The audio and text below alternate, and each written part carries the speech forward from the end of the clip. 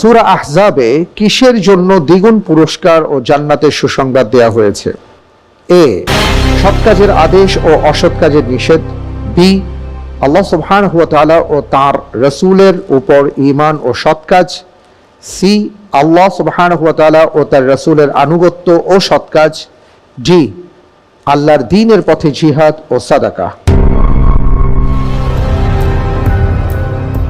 আপনি কি এই ব্যাপারে নিশ্চিত ছিলেন? কিছুটা। কিছুটা। জি। আচ্ছা, আপনি যে উত্তরটি দিয়েছেন আপনার উত্তরটি সঠিক হয়নি। আলহামদুলিল্লাহ আলা কুল্লি হাল। সঠিক উত্তর ছিল আল্লাহ ও তার রাসূলের আনুগত্য ও সৎ কাজ।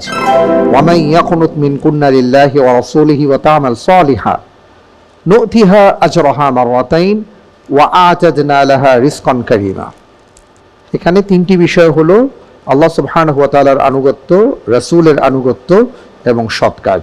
যদি কেউ করে আল্লাহ রাব্বুল আলামিন তাকে দ্বিগুণ পুরস্কার প্রদান করবেন এবং তাকে সম্মানিত রিজিক দিয়ে ধন্য করবেন, সুবহানাল্লাহ, অর্থাৎ জান্নাত প্রদান করবেন। মাশাআল্লাহ, তাবারাকাল্লাহ।